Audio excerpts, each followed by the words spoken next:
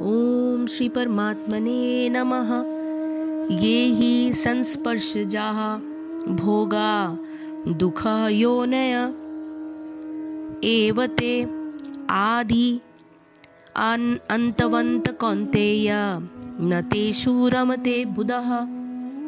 ये यानी जो, ही यानी निश्चय ही, संस्पर्श जा भौतिक इंद्रियों के स्पर्श से उत्पन्न, भोगा भोग, दुःख दुःख, योनयः स्रोत कारण, एव निश्चय ही, ते यानी वे, आदि यानी प्रारंभ, अंतवंतः अंत वाले, कौन्तेय हे कुंती पुत्र, न कभी नहीं, तेषु उनमें, रमते आनंद लेता है, बुधः बुद्धिमान मनुष्य।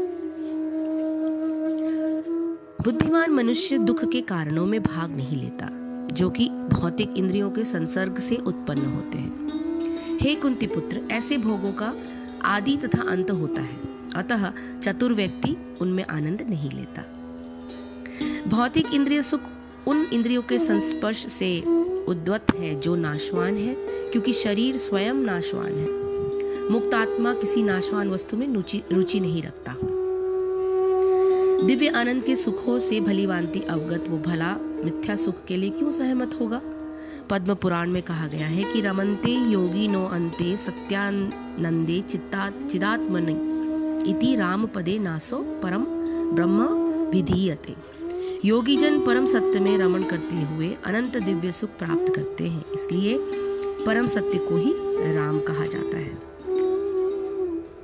भगवत में भी कहा गया है कि नायम देहो देह भाजाम नृलोके कष्टान कर्मान हरते विहंग भुजाए तपो दिव्यम पुत्र का येन सत्वम शुद्धियेद यस्माद ब्रह्म सौख्यम त्वनंतम। हे पुत्रों, इस मनुष्य योनि में इंद्रिय सुख के लिए अधिक श्रम करना व्यर्थ है। ऐसा सुख जो सूकरों को भी प्राप्त है, इसकी अपेक्षा तुम्हें इस जीवन में तप करना चाहिए, जिससे तुम्हारा जीवन पवित्र हो जाए और तुम असीम दिव्य सुखों को प्राप्त कर सको। अतः जो यथार्थ योगी या दिव्य या ज्ञानी, वे इंद्रिय सुखों की ओर आकृष्ट नहीं होते, क्योंकि वे निरंतर भव रोग के कारण जो भौतिक सुख के प्रति जितना ही आसक्त होता है, उसे उतने ही अधिक भौतिक दुख मिलते हैं।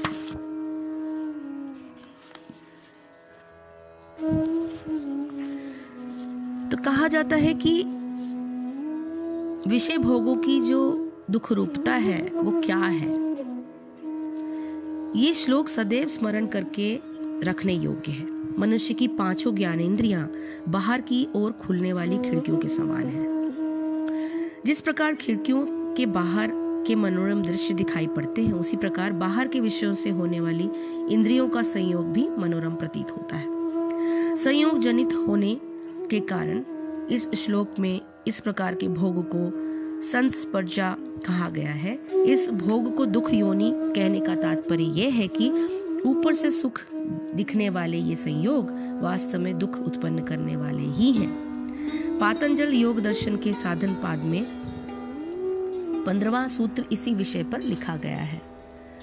परिणामता संस्कार दुखे गुण वृत्ति विरोधाश्च दुखमेव सर्व विवेकिनः, अर्थात परिणाम ताप संस्कार के दुखों से सत्वगुण रजोगुण तमोगुण की वृत्तियों में परस्पर विरोध होने से विवेकी के लिए सब कुछ दुख ही है। ऊपर से सुख दिखने वाले संयोगों की दुख रूपता के कारण निम्नलिखित है।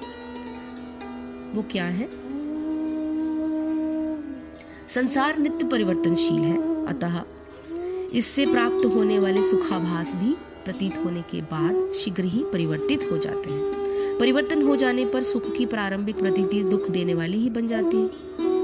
पातंजल योग दर्शन में इसे परिणाम दुख बताया गया है। रमणीक विषय की प्राप्ति पर यदि उससे अधिक रमणीक विषय किसी अन्य मनुष्य को प्राप्त होता दिख जाता है, तो मन में एक ईर्ष्या जनित दुख होता है।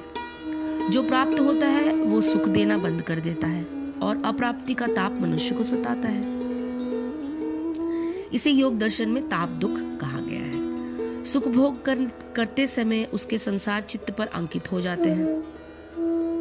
विषय के संयोग की समाप्ति पर अथवा भोग की सामर्थ्य न रहने पर उस भोग की स्मृति चित्त को दुखी करती रहती है। इसे योग दर्शन में संस्कार दुख कहा गया है। चित्त यदि किसी सात्विक विषय में सुख लेता है और उसी समय कोई राजसिक अथवा तामसिक प्रभाव चित्त पर पड़ जाए तो उससे भी दुख होता है।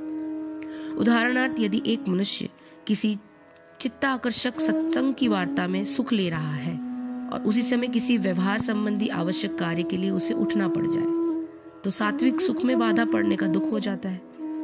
इसी प्रकार यदि चित्त व्यापार संबंधी कार्य में उलझा हुआ हो और उसी समय कोई आदरणीय महात्मा आ जाए तो भी चित्त में एक टकराव की प्रतीति होकर चित्त दुखी हो जाता है। इस प्रकार के गुण विरोध को योग दर्शन में गुण वृत्ति विरोध बताया गया है। यही कारण है कि विषयों से इंद्रियों के संयोग होने पर विचारशील विवेकी मनुष्य उसे दुख का कारण ही समझता है। भगवान इस श्लोक में बताते हैं कि ऐसा समझकर वो उनमें रमण नहीं करता। इसका अर्थ यह है कि उन विषयों के सुख का अनुभव तो करता है किंतु उनके बार बार होने की न तो आशा करता है और न इच्छा ही करता है। विषय प्राप्त होने पर उससे सुख का बोध होने में इतना दोष नहीं है जितना उसके बार बार और शीघ्र शीघ्र प्राप्त होने की इच्छा करना दोषपूर्ण है। यही कारण है कि भगवान ने इस श्लोक में यह स्पष्ट कहा है, न तेषु रमते बुधः। इसके साथ ही भगवान इस प्रकार के संयोग को आद्यंतवंत बताते हैं। इसका अर्थ यह है कि यह संयोग परिवर्तनशील होने के कारण आदि और अंत वाले हैं। शुरू होगा तो इसका अंत भी होगा। इस श्लोक में भगवान ने अर्जुन को कौन्तेय शब्द से संबोधित किया है। इसका अर्थ यह है कि ज्ञान द्वारा जब तक अज्ञान का नाश नहीं होता तब तक चित्त में सुख प्राप्ति की आशा बनी रहती है। कुंती शब्द की उत्पत्ति कम धातु से है जो इच्छा करने के अर्थ में प्रयुक्त होती है। श्लोक में भोगों की इच्छा न करने पर बल दिया गया है। भोग प्राप्त होने पर उनका उपयोग उचित रीति से कर लेने में कोई दोष नहीं, किंतु भोगों की इच्छा करना, उनके प्राप्त होने पर हर्षित होना और अप्राप्त होने पर दुखी होना ही दोष है। अतः अर्जुन को भगवान ने कौन्तेय शब्द से संबोधित किया है। तो बाहरी विषयों में तो इसका संबंध यह हुआ कि बाहरी विषयों में सुख का अत्यंत अभाव दिखाकर भगवान इस सिद्धांत का प्रतिपादन करते हैं जो योग में प्रवृत्त होने वाले प्रत्येक मनुष्य के लिए अत्यंत महत्वपूर्ण है। ये समझाते हुए वे आगे के श्लोकों का वर्णन करते हैं। हरिओम तत्सत, हरिओम तत्सत, हरिओम तत्सत। जय श्री कृष्ण, जय गुरुदेव।